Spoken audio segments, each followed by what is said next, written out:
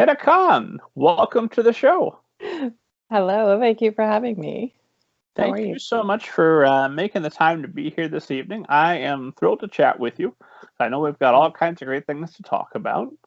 And I always ask all our guests, I never summarize other people's books or other people's biographies because that's just asking to get in a fight. Ah, that's a good idea. So Good please plan. tell esteemed audience a little bit about your background and an overview of your career thus far. Sure. Well, I write all types of books for kids. I started with Scholastic book clubs for those book of the month that you could subscribe to, and that was how I got my start in children's writing. Gosh, like 19 years ago, and I keep track of it by the age of my older son. That's how I know. And then I moved into trade publishing. I started with picture books, and then moved on to middle grade novels. I've done some choose your own style novels. I'm still doing some of those, and trying exploring different genres, and just having a great time of it. So all types of children's books from me. You've written a Curious George, which I will promise the Ah, esteemed audience we will talk more about. yes, yes. So should I tell you a little bit about that? Oh, why not? Sure. Okay, so yeah, it was a really nice surprise because I had written a couple of books, one that mentioned Ramadan, one was about Ramadan, the other one mentioned Ramadan, and the publishers of the new Curious George books, HMH, came to me and said, "We've seen that you've written these other books about Ramadan, and we have a series where Curious George celebrates different holidays, and we have him celebrating Christmas and Hanukkah and St. Patrick's Day and Halloween and Parade Day and all sorts of holidays." And they said, "We think it's high time that he celebrate Ramadan. And what do you think?" And I said, "I think that's a great idea."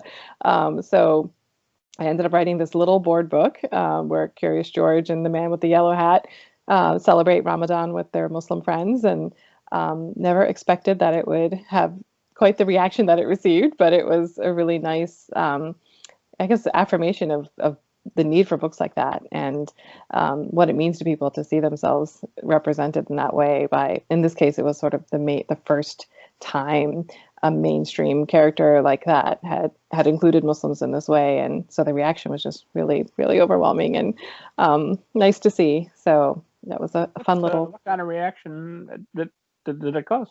Well, when it actually became available on, I guess, Amazon, I didn't know that it had been posted. I was a writer for hire. I was, offered to do this. I thought it would be really fun, and I knew it would mean a lot to my community and also to my kids, and so I wanted to do it. But I wasn't super involved in the production. And once I had seen the final art, I wasn't sure even when it was pubbing. And when it was posted on social media, I guess somebody got wind of it. And so it started being shared and it went viral. And people started tagging me and saying, "Oh, have you seen this?" Because they knew I was a children's author. And I was like, "Oh, actually, I have seen that." And so, yeah, and then it just from there, it sort of became this tiny little media sensation. But I got to be on television, the local morning show, and NPR and Canadian broadcast, and all sorts of news outlets and print outlets talking about this book, and that was just, and what it meant to people, and just the huge reaction that I got. So gave me my little 5 minutes of fame too. So that was fun. Well, thus far, now you're on this show. Brace yourself. Exactly. My first 5 minutes of fame. Now I get more. Did you not have some expectation when you sat down to write a Curious George book that, oh, this will be in libraries everywhere, this will be the book about Ramadan for a lot of young readers? Or did you not have that pressure on yourself, which might be better?